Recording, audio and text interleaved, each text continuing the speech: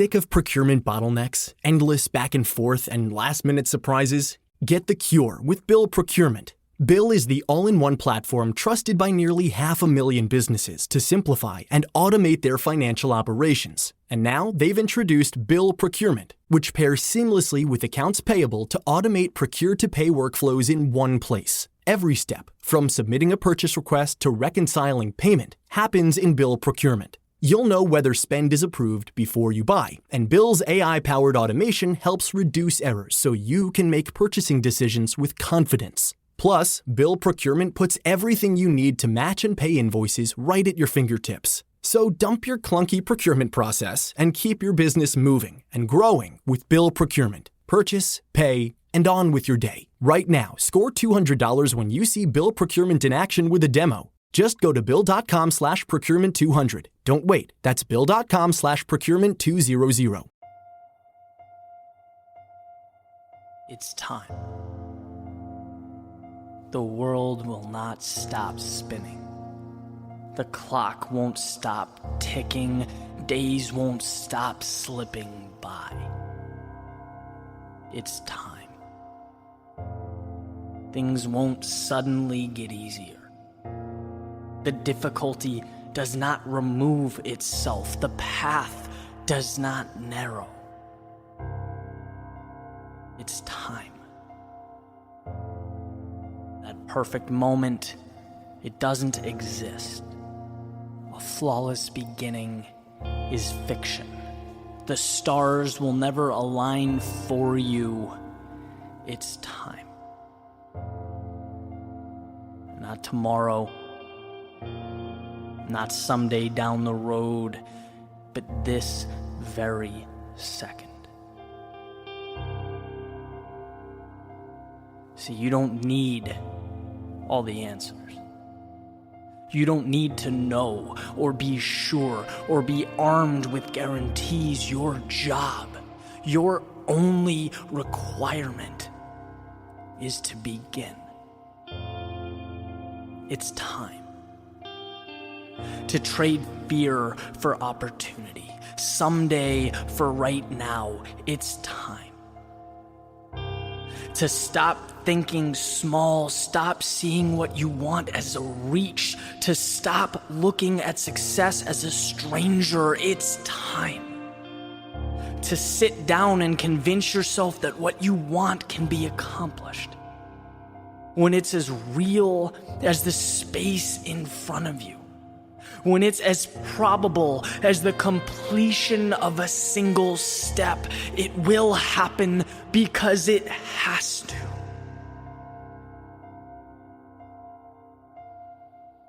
It's time.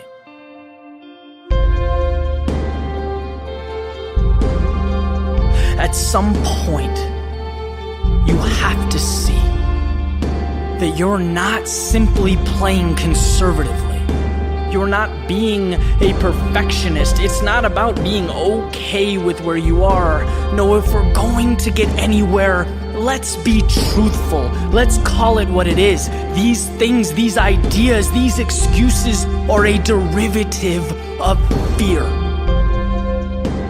The problem with possibility is that it's incredibly hard to quantify. Technically, if you've never had it, you've never lost it. And that is how we rationalize staying where we are. That's why we compartmentalize the things we want most as dreams. But for a second, let's be bigger. Let's start from the premise that what life can provide or become is limitless. It is truly infinite. And when you sit on an idea or you refuse to begin, you are in fact losing. Every single thing around you, everything. At one point, it began. At one point, someone summoned the courage to reach out and take what's in front of them. Maybe you do the same. Maybe you take that step. Maybe the first few times go terribly wrong. Maybe it's terrifying. Maybe you find out who has your back, who your real friends are, and maybe those truths scare scare you, but guess what? Guess what those steps turn into? Confidence, amplified purpose, and most importantly, more steps. You get to see right in front of you as your demons diminish, evaporate. The higher you climb, the better the view, the longer the road, the greater the experience. I would rather fall 1,000 times and continuously get back up stronger than be someone who looks at the world through a window like it's some fairy tale. Because at the end of the day, sure, they have no scratches, scrapes, or bruises, but I have no limits, and I'd make that trade any day.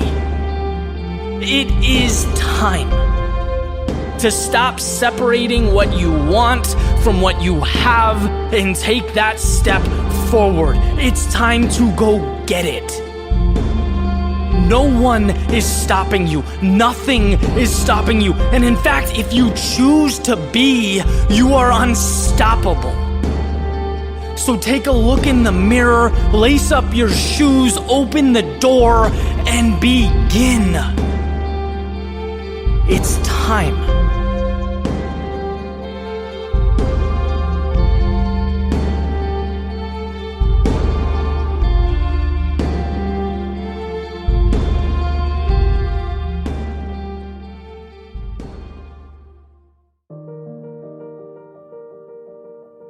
There's a saying that will always be true. It will be true on your best days and your worst. It will be true after victory, and it will be true after defeat. It will be true when you have momentum, and it'll be true when you're down on your luck, doing everything in your power to create momentum. That saying is, your future begins now. Hey, on the surface, might not seem like much. Sure, my future starts now. I know that. Everyone knows that. Well, if that's true, if everyone does in fact know that, why do we spend so much time stuck, reliving our past, unable to break free? Why do we remain terrified to change? Why do we feel such a connection to who we were, how others saw us? Why must we remain loyal to the character we've been playing in our mental autobiographies? See, here's the thing about the past and the future. One is fixed, can't be changed, and the other, well, it's waiting for you to tell it what it is. One is expired time, one is plans to be determined. And it's interesting how we continue to conflate the two. Epictetus has said that the more things we value outside of our control, the less control we have. Well, I'm going to be the messenger here, relaying the precious truth that yesterday is in fact out of our control. What can be controlled is where we go from here. The next step. Meaning today is not your failures. It's where you take those lessons. It's not your mistakes. But it's what the stronger you can now endure because of them. It's not the dreams you let slip away, but where your pursuit might take you now. And yeah, yesterday certainly contributes to your outlook, as all information does. Its value considered, its impact assessed. It guides you, but it's not you. And that difference is astronomical. There's a question about the role the past plays in our lives. It has to mean something, right? Your past is, in many ways, your story. It's why you think the way you do. It's contributed to your understanding of the world. It will always be a part of you, and I believe that. But I also believe the past is a story. And just like reading one chapter in a book simply sets the stage for the next one without controlling its direction, so does every day that has led you up to now. Life gives us the tools to experience, to grow, learn, and then shed that which does not coincide with what's important. Your failures are not you. But they are precious in that they push you towards what you'd like to be. See, you can experience something and not be that thing. As Kierkegaard says, if you label me, you negate me. If you proclaim me to be X, you're essentially stealing from me the infinite possibility that is the future. Yesterday has nothing to do with what I can become. And so taking it a step further, never mind being labeled by someone else. How could you label yourself and see it as anything but self-sabotage? See, you're never defined by your past, but always learning from it. It's not who you are. It's the cheat codes for what you can be. Without that winding road of misfortune and mistakes, the incredible expansion we long for doesn't materialize. Imagine if everyone who ever felt down in life, felt like a loser, who temporarily lost hope. Imagine if they looked in the mirror and said, okay, this is who I am now.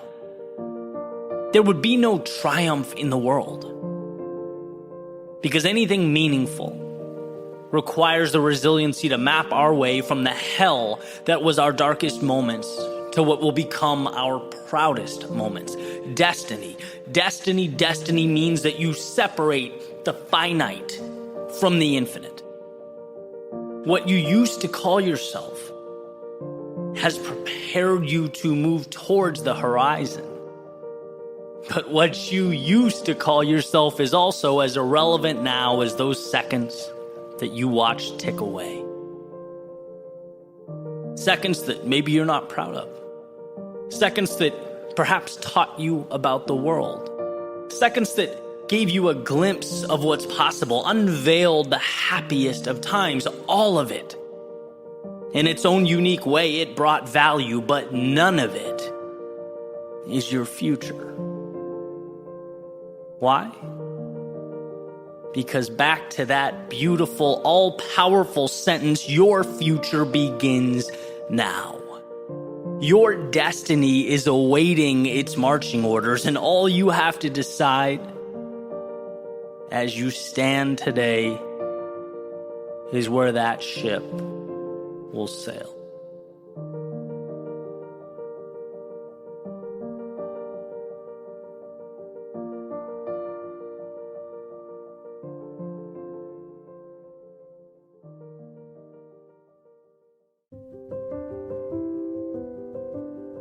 I was recently reading a book called The Boys in the Boat, about 9 American rowers from Washington that won gold in the 1936 Olympics. And there's this incredible exchange at one point in the book between the main character, Joe, who's part of that historic boat, and a man named George Pocock, who was not only a brilliant rowing mind that helped the team out, but he also had his own business crafting and making the boats, or rowing shells, as they were called, and he would make them and send them to schools all over the country. And so Joe's deal is that he's this natural talent, right? Strong kid, tough as nails, but just seems to lose his composure from time to time. Right? When he's in the boat, there are these moments of jaw-dropping excellence, unprecedented speed across the water, and then there are moments when he loses his focus, and the boat sort of follows suit, right? They're inconsistent. And so George Pocock, being the rowing expert that he is, made a commitment to see if he could help Joe figure that out, right? The mental game. So he calls Joe into his shop, and he starts showing him how he puts together these highly coveted boats, showing him the tools and the pieces and how it's nothing short of an art. He has sort of this divine respect for his craft. And at one point he pulls out a cedar plank that he'll be using to make one of the boats, and he points to the growth rings in the wood, mentioning that they tell the story of the tree's 2,000-year life. And so here's a quick quote from the exchange. He says, "Their thickness and thinness spoke of hard years of bitter struggle, intermittent with rich years of sudden growth.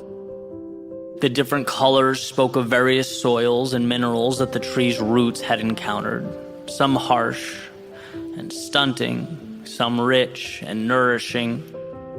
flaws and irregularities told how the tree endured fires and lightning strikes, windstorms and infestations, and yet continued to grow. Almost as if there was something sacred about it. The wood taught us about survival, about overcoming difficulty, about prevailing over adversity, but it also taught us something about the underlying reason for surviving in the first place. Something about infinite beauty, underlying grace, about things larger and greater than ourselves, about the reasons we are all here. I paused after reading that and thought for a minute or two, what is it about those rowers crossing the finish line after giving everything they have that touches us so deeply? What is it about a cedar tree standing the test of time, those 2,000 years of adversity, only to triumphantly pierce the sky when all is said and done? It moves us because it tells us what we already know, yet forget. In our hearts believe, but often fail to see. That we are greater than the sum of our parts. Ernest Becker, when he was touching on the aspect of the human predicament, he famously noted that we are simultaneously worms and gods, earthly and divine. And I think it's in those moments, the crossing of finish lines, the times we did more than we ever thought possible, or looked back and smiled about all we overcame. It's in these times we're able to transcend the mundane, the everyday. We're able to remind ourselves that sure, some aspects of us are merely human, but no aspects are ordinary. The greatest power one can witness is that of the human spirit, bending but never breaking, making light of the odds and an example of the predictable. So know that whether now is difficult or not, it's part of your journey, a defining chapter in the incredible story of your life. And if you find yourself up, cherish that. It's more precious than gold. If you find yourself down, remember that you'll look back on this growth ring of your life and be grateful that it gave you that which smooth sailing never could. Because at the end of the day, all you have is what's in front of you, the next move, the next step, and the faith that all these little pieces will someday mean something, that standing the test of time will speak for itself. At your finish line, whatever that may be, it will. You'll look back and see that without your knowing or awareness, they propelled you into the current moment. They gave life to something beyond the realm of worms and dirt, beyond the realm of humans operating in their day-to-day world. No, they allowed you, for a moment in time, to touch the infinite, if only to prove to yourself that you could.